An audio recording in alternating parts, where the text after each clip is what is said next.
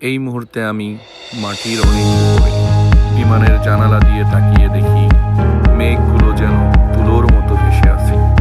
নিচের শহর, ঘরবাড়ি আর মানুষের ব্যস্ততা সবকিছু যেন ছোট হয়ে গেছে।